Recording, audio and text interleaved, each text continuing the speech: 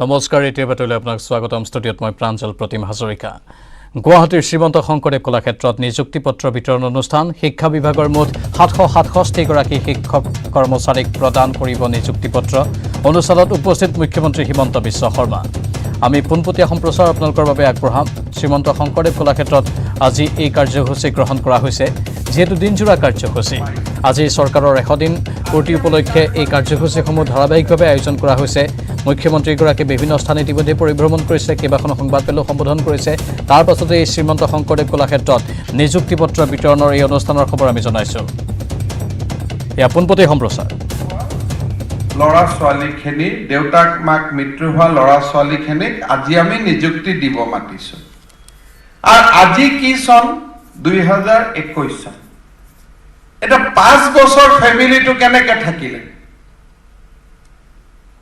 5 বছৰ কাৰো সাপোৰ্ট নোহোৱাকৈ আমি এইখিনি পালোগৈ তাৰ মানে যি কাম 5 বছৰ আগত হ'ব লাগিছিল যোৱা কেইদিনমান আগতে অসম মিজোৰাম সীমান্তত 6 গৰাকী পুলিচ নিহত হৈছিল আজি এক মাহ হোৱাই নাই 26 তাৰিখে ঘটনা হৈছিল আজি 21 তাৰিখ এক মাহ নহওঁতে আজি আমি কম্পেশ্যনেট এপইণ্টমেণ্ট তেওঁলোকৰ হাতত তুলি দিছো just 21 or 2 days কিন্তু আপোনালোকে কিমান দিন ৰখিলে 5 years আর 5 years কোনে ৰখুৱালে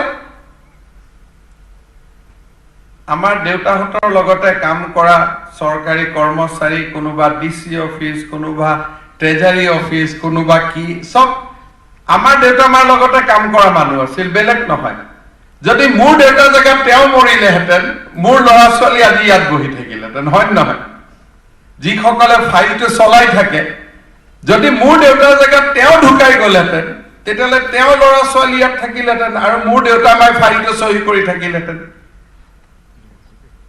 আমি সেনসিটিভ নোহোৱা কাৰণে আমাৰ কামবিলাক পিছুৱাই থাকে মই যোৱা 2 বছৰ ধৰি চেষ্টা কৰি আছিলো হ'ব লাগে আজি অমুকৰ মিটিং তামিক তমুকৰ মিটিং পৰখি অমুক পৰখি ভসু চেছে নহয় এইবাৰ মুখ্যমন্ত্ৰী হোৱাৰ পিছত মই ৰনোজ পেগু ডাঙৰীয়াক কৈছিলো যে এইটো আমি 15 আগষ্টত বন্ধ কৰি দিব লাগে পিছত আমি ঠিক কৰিলো যে 15 আগষ্টত নকৰো চৰকাৰ 100 দিন সম্পূৰ্ণ হোৱা এসপ্তাহৰ ভিতৰত আমি শেষ কৰি দিম 2017 পিছত যি সকলৰ মৃত্যু হল তেওঁলোক আমাৰ মাজত নাহে কাৰণ তেওঁলোক এতিয়া পুৰা দৰমহা পাইছে লৰা ছোৱালীয়ে চাকৰি বাকৰি কৰিছে পঢ়া শুনা কৰিব যেন দেউতাক জীয়াই আছে দৰমহাটো পাই থাকিব আজি আমি এই কম্পেশ্যনেট এপইণ্টমেণ্টত এলপি স্কুলত 313 গৰাকী উচ্চতৰ মাধ্যমিকত 127 গৰাকী এলডি হিচাপে 10 গৰাকী আৰু গ্ৰেড 4 হিচাপে 166 গৰাকী টোটাল 616 আমি ইয়াতে নিযুক্তি পত্ৰ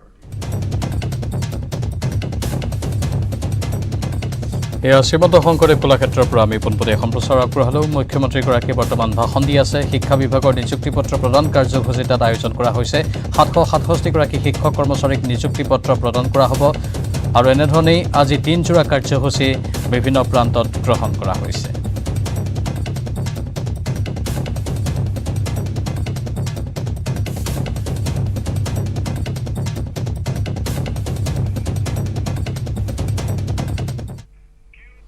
কৰোনাৰ তৃতীয় ঢৌ অহাৰ আশংকাত নিজৰ জীৱন সুৰক্ষাৰ বাবে জনসাধাৰণ ওলাই আহিছে টিকা ল'বলৈ তৃতীয় ঢৌৰ পূৰ্বে সকলোৱে যাতে নিজকে সুৰক্ষিত কৰি ৰাখিব পাৰে তাৰ বাবে সজাগ হৈছে ৰাইজ বিশেষকৈ মানালীৰ দৰে পৰ্যটনস্থলীত টিকাকৰণক লৈ জনজাগৰণ অভিযান আৰম্ভ কৰিছে চাওক আমাৰ এই বিশেষ প্ৰতিবেদন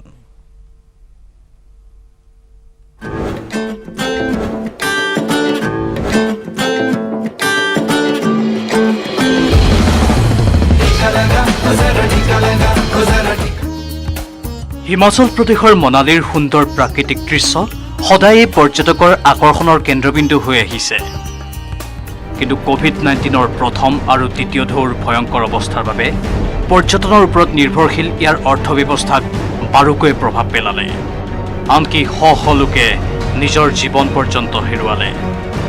অৱশ্যে কৰোনাৰ দ্বিতীয় ঢৌৰ পাছত ইয়াৰ জনসাধাৰণৰ মাজত সচেতনতা বৃদ্ধি পাইছে।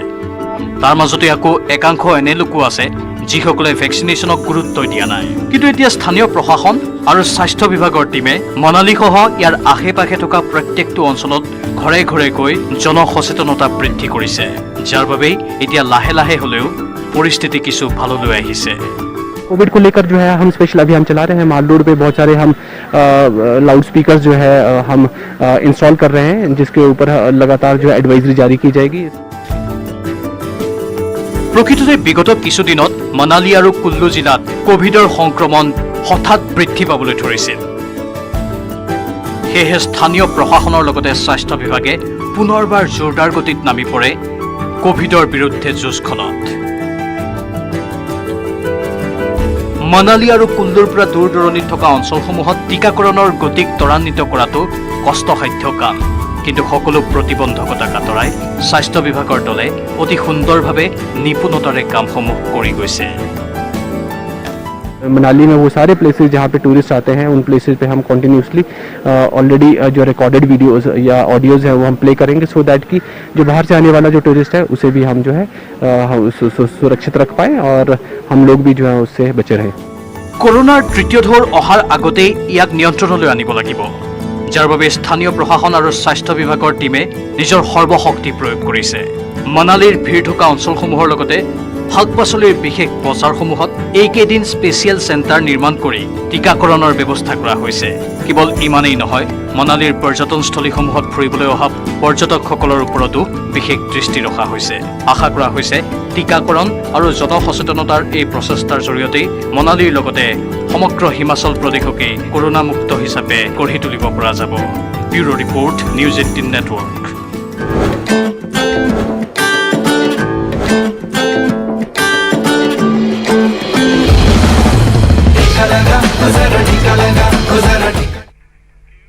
এইখিনিতে সময় হৈছে বাণিজ্যিক বিৰতিৰ পাছতে লৈ আহিম দিব্যাংগসকলৰ বাবে বিশেষ বুলেটিন। नमस्कार, इस विशेष बुलेटिन में आप सभी का स्वागत है। मैं हूं जया सिन्हा और मेरे साथ हैं सोनू। शुरुआत करेंगे अहम खबरों से।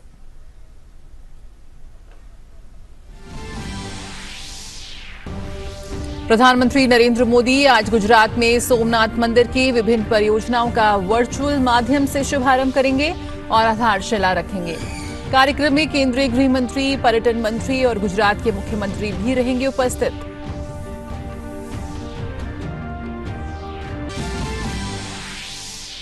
देश के तमाम हिस्सों में मोदी सरकार के नए मंत्रियों की जन आशीर्वाद यात्रा जारी।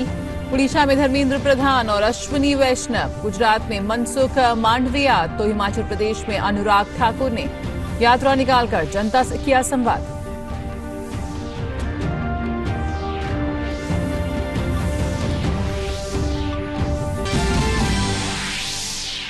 भारत ने राष्ट्रव्यापी कोविड टीकाकरण अभियान के तहत अब तक 57 करोड़ से अधिक टीके लगाए। गुरुवार शाम 7 बजे तक 48,84,000 से अधिक लोगों को दी गई वैक्सीन। 18 से 44 आयु वर्ग में अब तक लगाई गई करीब 23 करोड़ वैक्सीन। विदेश मंत्री एस जयशंकर ने काउंटर टेररिज्म से संबंधित संयुक्त राष्ट्र सुरक्षा परिषद की ब्रीफिंग की अध्यक्षता की। परिषद ने सर्वसम्मति से ISIL, खोरासन सहित आतंकवाद को बड़ा खतरा माना। जयशंकर ने कहा, आतंकवाद के खिलाफ दोहरा रवैया छोड़कर जीरो टॉलरेंस की नीति सबसे महत्वपूर्ण। अफगानिस्तान में स्थिति बनी हुई है तनावपूर्ण।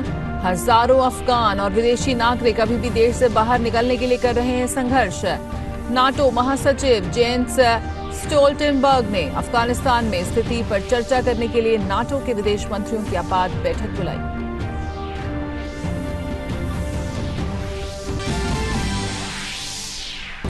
और रूस के उफा में जूनियर विश्व कुश्ती चैंपियनशिप 2021 में टीम इंडिया का दबदबा जारी। विपाशा ने 76 किलोग्राम भार वर्ग में रजत पदक जीता, जबकि सिमरन ने 50 किलोग्राम भार वर्ग में कांस्य पदक किया हासिल।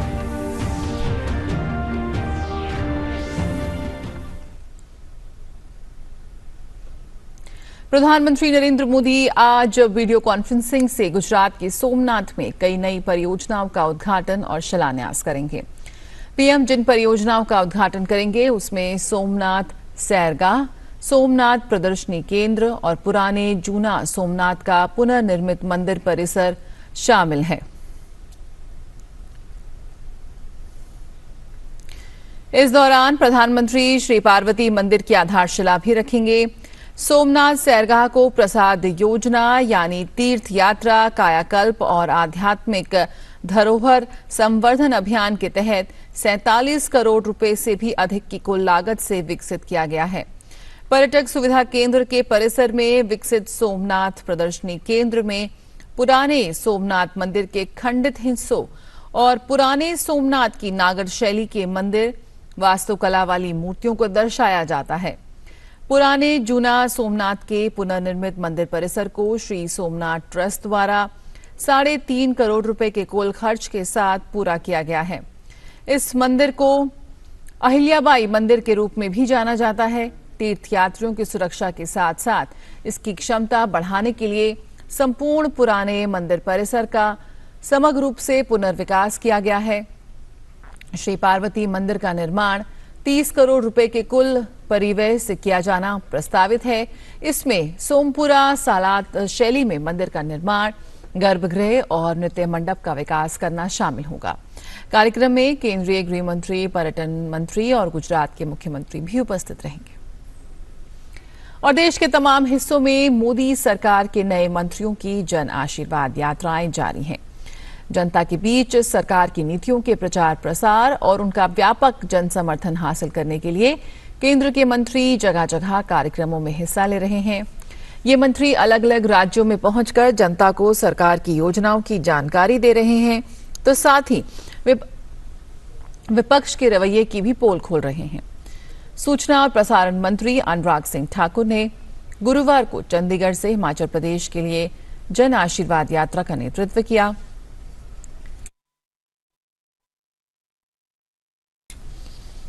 जगह जगह भाजपा कार्यकर्ताओं ने यात्रा का स्वागत किया।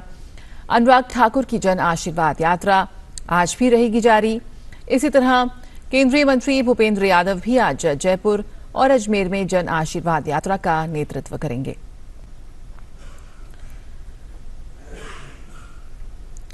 इससे पहले कल जन आशीर्वाद यात्रा के दौरान रेल मंत्री अश्विनी वैष्णव ने भुवनेश्वर रेलवे स्टेशन का निरीक्षण किया। इस दौरान उन्होंने लोगों से रेलवे सेवाओं के बारे में बातचीत की। अश्विनी वैष्णव ने कहा कि यात्री सुविधाओं और स्वच्छता का निरीक्षण करने पर उन्हें पता चला कि रेलवे यात्रियों को गुणवत्तापूर्ण सेवाएं प्रदान करने के लिए प्रतिबद्ध है।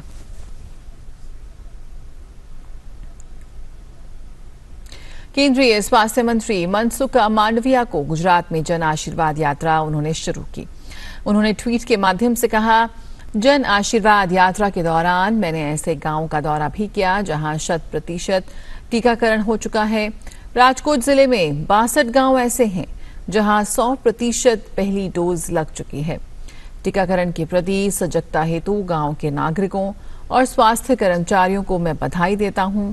यात्रा के दौरान प्रधानमंत्री जन आरोग्य आयुष्मान भारत योजना के हेल्थ एंड वेलनेस सेंटर का दौरा किया।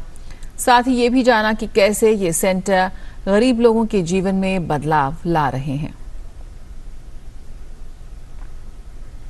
केंद्र ने दिल्ली सरकार की 1000 लो फ्लोर बसों की खरीद में कथित अनियमितताओं की प्रारंभिक जांच केंद्रीय अन्वेषण ब्यूरो सीबीआई से कराने की सिफारिश की है। गृह मंत्रालय में सक्षम प्राधिकारी से मामले की जांच पड़ताल कराने के बाद इसे सीबीआई को देने की सिफारिश की गई है। गृह मंत्रालय ने अपर सचिव ने दिल्ली के मुख्य सचिव को पत्र लिखकर इसकी जानकारी दी है। भारतीय जनता पार्टी इस साल मार्च में दिल्ली परिवहन निगम डीटीसी द्वारा बस खरीद के वार्षिक रखरखाव अनुबंध एएमसी में अनियमितताओं का मामला उन्होंने उठाया था। जून में उपराज्यपाल अनिल बैजल द्वारा गठित 3 सदस्यीय समिति ने एएमसी में कमी पाई थी और अनुबंध को समाप्त करने की सिफारिश की थी। उपराज्यपाल ने पिछले महीने ही इस मामले में विचार करने के लिए इसे गृह मंत्रालय को भेजा था।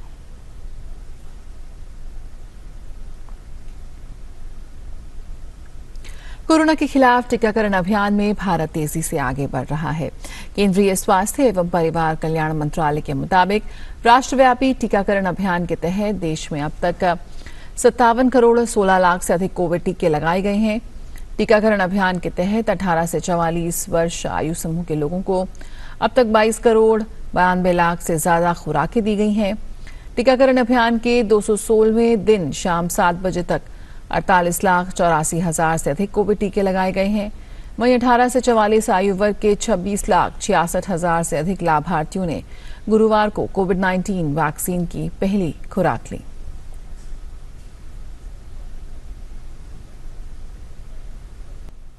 विदेश मंत्री एस जयशंकर ने संयुक्त राष्ट्र सुरक्षा परिषद में आतंकवादी कृत्य से अंतर्राष्ट्रीय शांति और सुरक्षा को खतरे के विषय पर संबोधित करते हुए दुनिया को चेताया है कि वह आतंकवाद रूपी बुराई से कभी समझौता न करे। उन्होंने अफगानिस्तान की स्थिति को चिंताजनक करार दिया। विदेश मंत्री ने आतंकवाद से मिलकर लड़ने की अपील की और कहा कि इसके लिए चाहिए कि आतंकवाद को ना तो न्याय संगत ठहराया जाए, न आतंकवादियों का महिमा मंडन हो और न ही इस पर दोहरा रवैया हो। सुरक्षा परिषद की बैठक के बाद संवाददाताओं से बात करते हुए विदेश मंत्री ने कहा कि भारत ने लंबे समय से सीमा पार आतंकवाद का दंश झेला है। इस तरह से आतंकवाद से दूसरे देश भी पीड़ित हैं। आतंकवाद सिर्फ आतंकवाद है, इसलिए सुरक्षा परिषद इस पर ध्यान दे।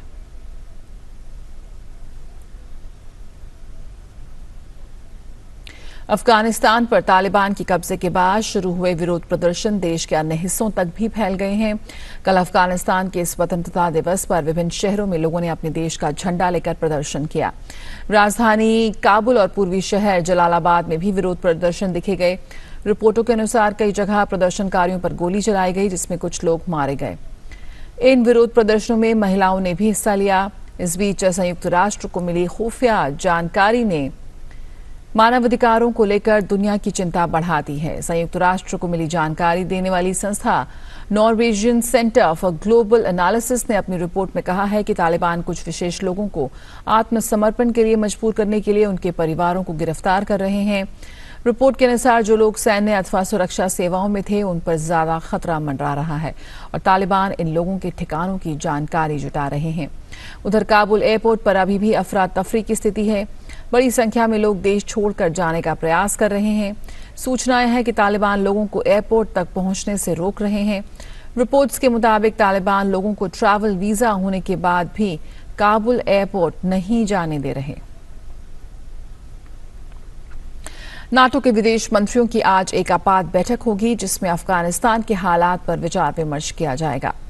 नाटो के महासचिव जेन्स स्टोल्टेनबर्ग ने ट्वीट कर ये जानकारी दी कि मैं नाटो विदेश मंत्रियों की असामान्य वर्चुअल बैठक बुलाई है। इसका लक्ष्य हमारे गहरे समन्वय को बरकरार रखना और अफगानिस्तान के बारे में एक जैसे दृष्टिकोण पर चर्चा करना है।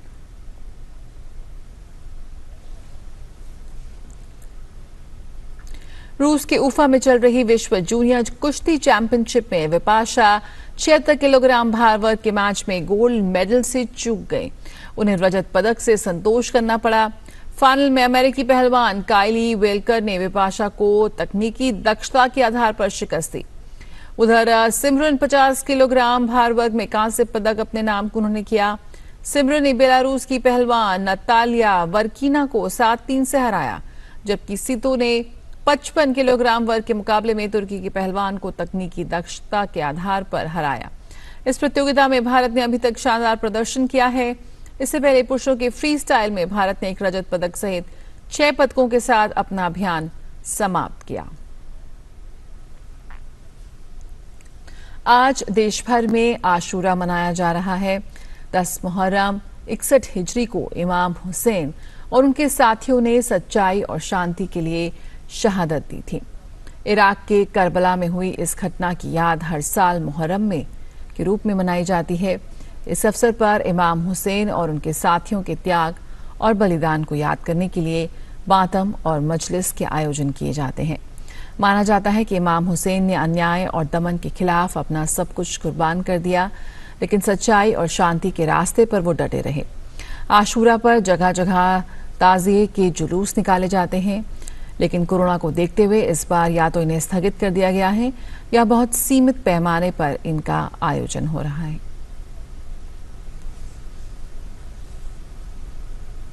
इस विशेष बुलेटिन में इतना ही। मुझे और सोनू को दीजिए इजाजत। नमस्कार।